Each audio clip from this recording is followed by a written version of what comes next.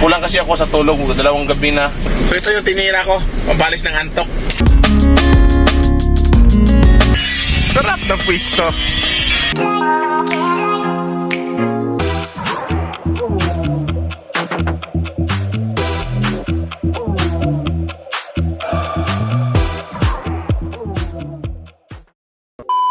Good morning guys, medyo malayo yung biyahe namin ngayon. Bibiyahe kami ng Bataan sa Maripilis.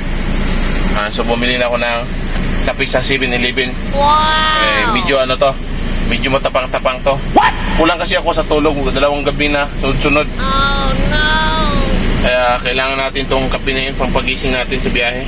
Mahigit 3 oras yung biyahe ko doon, kaya kailangan natin ng pampagising. Kasi nakakaantok sa biyahe. Mahirap yung kulang tayo sa tulog. 2 hours later. Ayan guys, nandito na kami sa Hermosa Highway.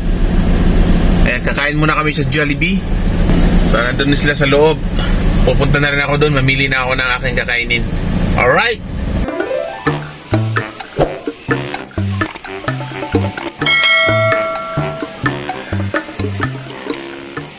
Ayan, tapos na kami nag-almusal. Tuloy na tayo sa ating biyahe. Share muna sila. So ay kanina paglagpas namin ng San Fernando, naramdaman ko na yung antok. Yung kopi ng 7-Eleven kanina hanggang San Fernando lang. So ito yung tinira ko, pambalis ng antok. Medyo nalibang yung diwa ko sa kanguya. Pag hindi na kaya itong guma na to, pinipiti ko dyan. Para naramdaman ko yung konting sakit. Meanwhile,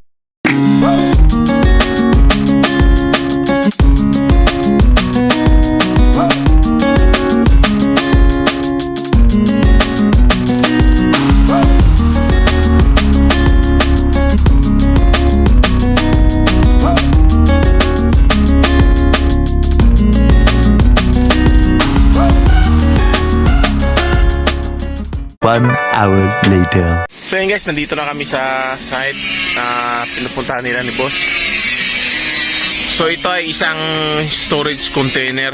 Ayan, kino-construction pa lang. Ayan, kaya mga ka-meeting nila ngayon, mga engineer. Nakita ko dito higaan, oh. Sarap patulog dito mamaya. May mga duyan dito. Doon din sa kabila, oh. May duyan din, oh. Dito tayo magtambay. Ayan, oh. Nandun yung meeting nila ni boss, oh, sa office dyan. May office dyan, mga container. So ngayon, dito muna tayo matulog. Ayan, oh. Meron pang duyan doon, oh. Mahangin dito. Sarap magtambay dito. You know? Mga kahoy, oh. Ayan, makakatulog tayo dito. Oh.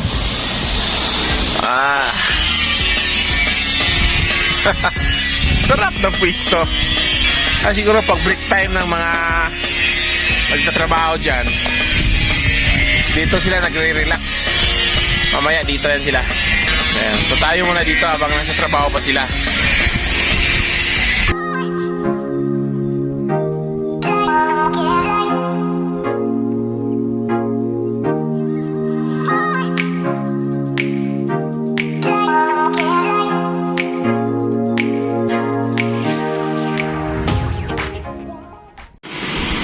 Ayan ang mga ka-meeting nila ni boss, oh. Marami na sila, oh. Yung puro mga engineer yan. Ako naman dito hindi makatulog dahil maraming langaw. Pag dumadampi doon sa balat mo, parang ano ka eh, nakakiliti eh. Maya pa yan, nandun pa sila sa ano, oh, sa site. Ang dami nila naglalakad doon sa site. Yun, nandun sila, oh. Dami nila, oh. Papainit. Ako naman dito, nagpapalamig na sa sasakyan. Baka ano na yan, pagkatapos diyan, baka babalik na kami ng Manila. Kaya pinapalamig ko na yung sasakyan. Ayan, nandiyan na sila. Sana uuwi na to. Lumipat na naman sila dito sa kabila. Ito ay tabi ng dagat na, oh. Makita nyo dyan, dagat na yan, oh. Ayan, sila naglalakad nandoon kasi hindi pwede pong pumasok yung sasakyan doon, eh. Kaya maglalakad sila doon. Siyempre tayo dito lang sa sasakyan. Sobrang init pa naman. Dapat pinapayungan ko si boss. Diba? Ano, naglalakad sila, oh. So, isa nagdala ng life jacket. Lalangoy yata sila eh. Ganyan yung itsura ng pair kapag natatakot na dito guys. Ayan. Ayan guys, alauna na, hindi pa sila tapos. Ayan, so anong oras yan? 1:08 na. Ayan, magkabilaan lang to yung project nila oh. Ayan. Ayan, kalsada yan. Nandun naman sa kabila yung dagat. Ayan. One eternity later. Ay guys, nandito naman sila sa planta ngayon. Power plant to guys. Ito nagsusupply ng power sa Manila. Ayan ang problema ngayon guys, kung kailan kami aalis ng Bataan. Ngayon lang ako inaantok. Ayan, nandyan na sila.